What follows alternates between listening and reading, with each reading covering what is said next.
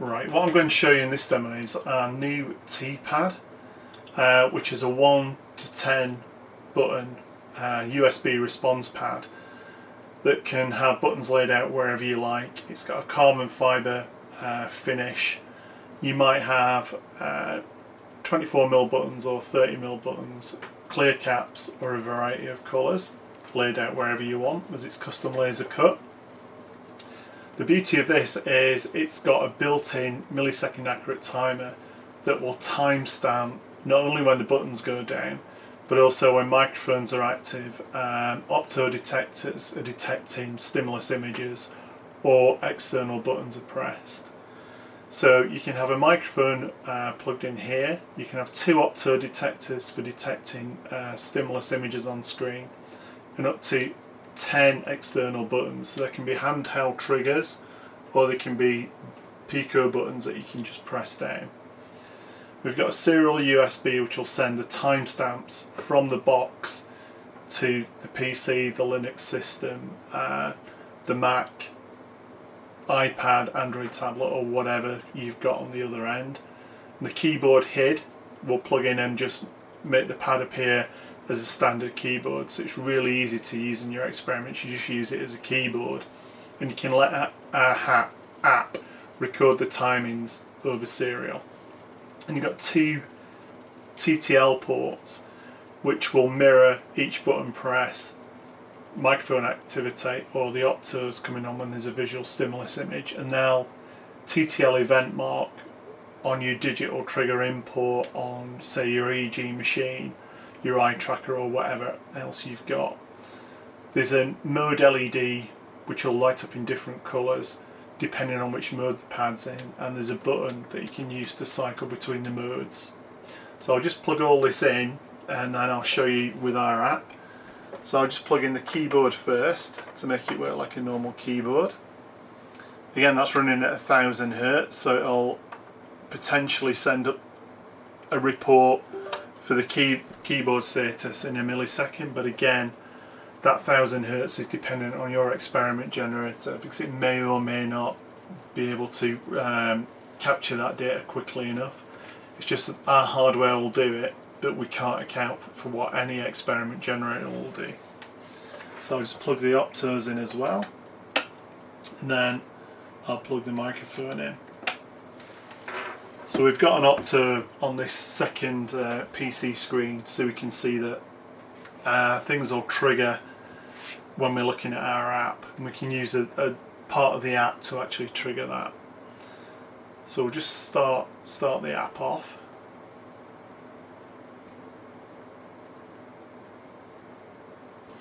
So what we'll do, we'll just connect over serial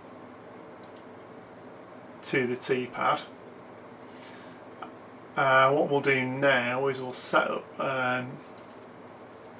the bit of software that let us stimulate the opto as though a visual stimulus had been presented, and also play some audio at the same time. So basically a cross-modal study. So the screen on our app basically looks like this. So you've got the TTL outputs, so they're the event marks, and it'll just preview them there. You've got a keyboard HID, which will show you what's happening with a keyboard. Keys going up and down as you press a button. You've got a preview of the actual buttons. You can select the various modes down here.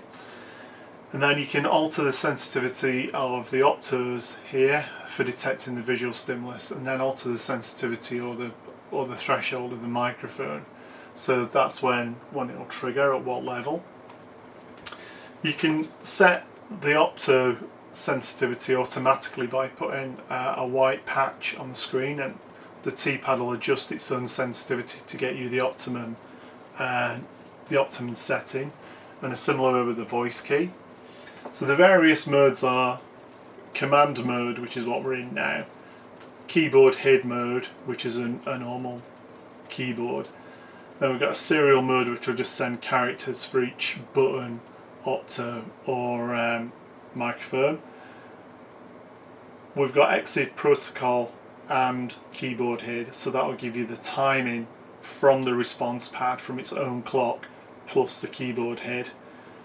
Then we've got a mode where it'll store everything internally, timing wise, and then upload everything afterwards, but the keyboard HID will be live, so as you press something the keyboard will be active. Then we've got serial, which is just the timing protocol, so that'll send everything to your experiment but just over serial. And then the last mode, mode 6, is where the T-pad will operate as though it's a Blackbox Toolkit USB TTL module, but only for the outs. So from your experiment you can event mark, but basically that is all it will do. It won't do anything else bar that. Right, so what we'll do now is we'll just stick it into the most simple mode, which is mode 1, i.e. the keyboard HID mode. So as you can see, as I go through pressing the buttons, the keyboard HID triggers and we'll get a TTL signal out. And if I do a cross-modal test on this,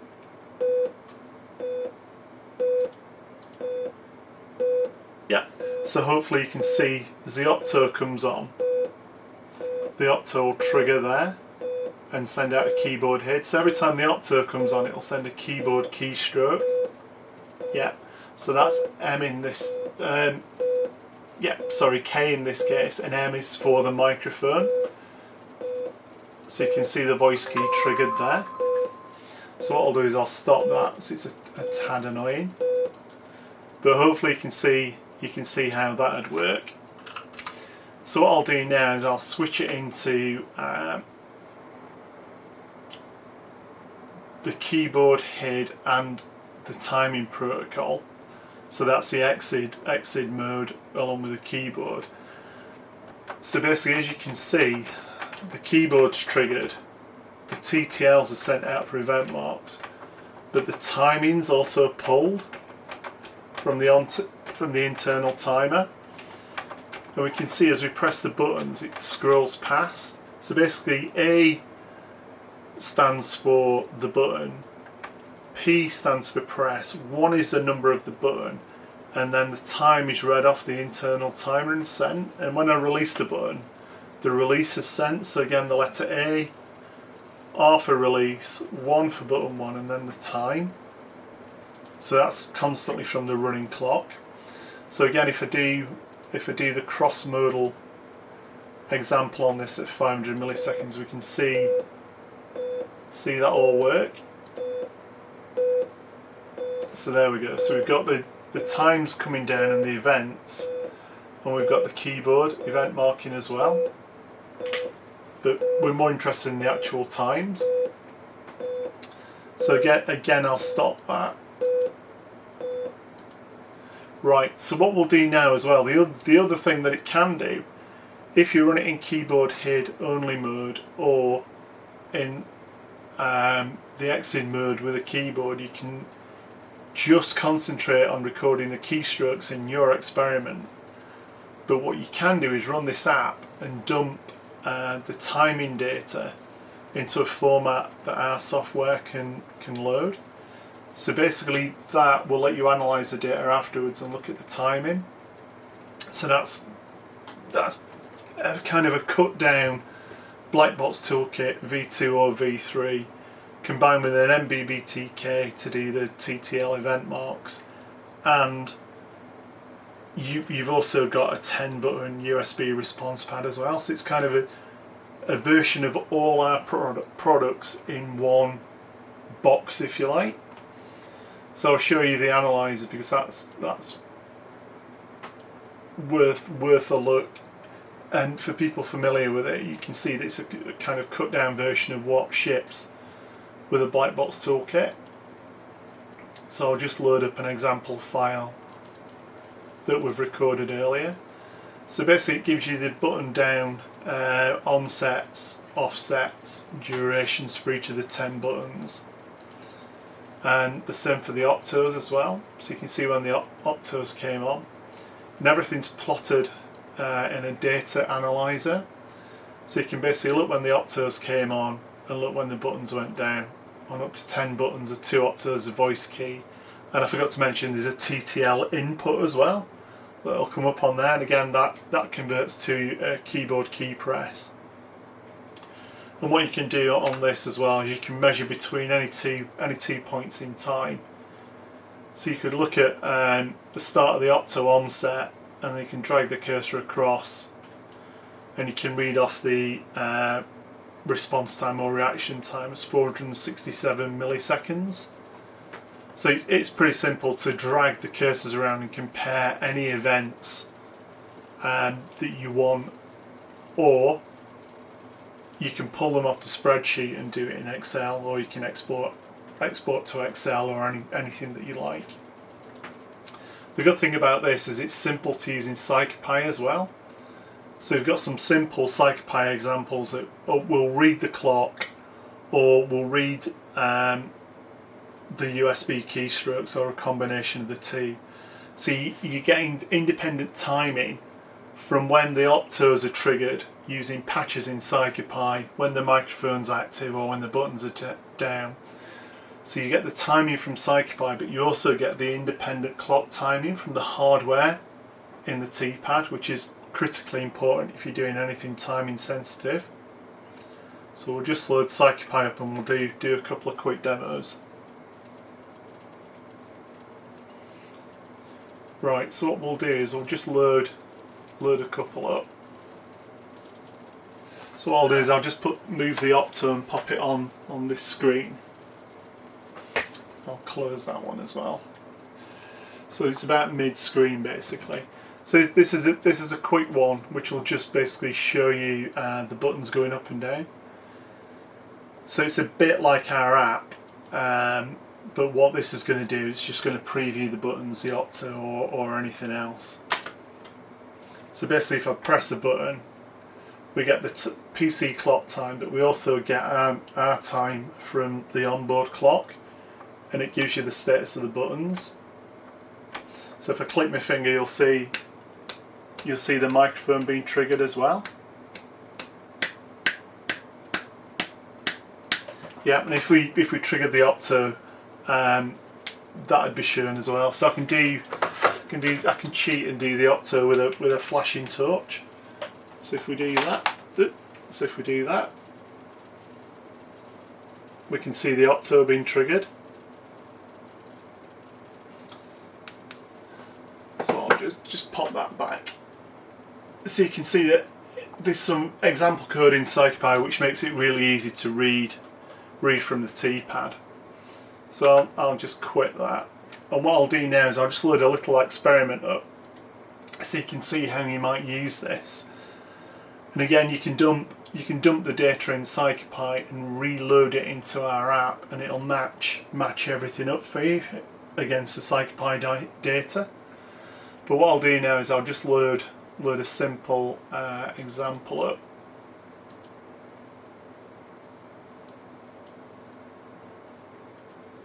So I'll just run this, and hopefully I've got the opto at the right place on screen.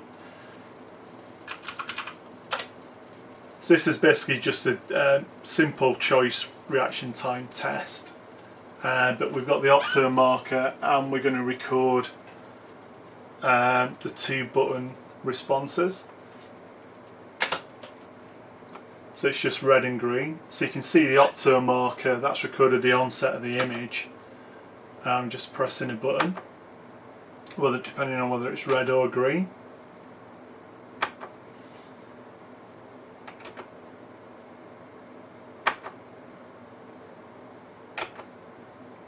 So I'm just going to step through all these. Yeah, I'm probably not getting these right, to be honest, but we'll just go through. So basically, CircuitPy's recorded its own timings, but it's also recorded our timings because we've sent them back. So you can see that C is for the opto, P is for press or onset, 1 is for opto 1, and that's the actual time the opto came on at. And then you can see that the button was pressed here. So A for a button, P for press, 1 for button 1, and then the time.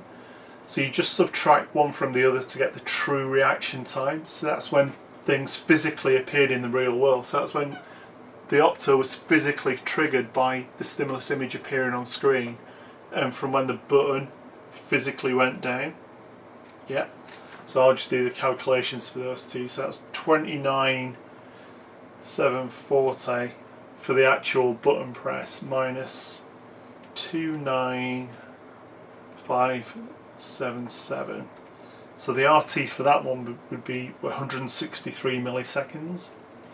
Now that may or may not equal the time that CyclePy recorded from its own standard keyboard checking routines, in the same way that any other experiment generator may or may not record the times that you thinking it's recorded. So things like ePrime, Superlab, Gorilla, Inquisit, basically any experiment generator may not be recording the times when things appear in the physical real world or when the buttons physically go down. And the same with the event marks. So the event marks are physically being sent from this device to your TTL target, which might be an EEG machine for the event marking via its digital import. So in other words, you're getting the exact timings from this device. Obviously it's not as advanced as a Black Box Toolkit V2 or V3 or an BBTK V2 for event marking, but it gives you a lower price point to enter that kind of level of accuracy. But if you want to do truly accurate measurements across a whole bunch of sensors and also simulate a human and do complex event marking, you need to look at the Black Box V2, V3 or an BBTK. But this will get you at least started on obtaining accurate stimulus onset measurements and response or reaction time measurements, and you know that your TTL event marks are going to be accurate as well.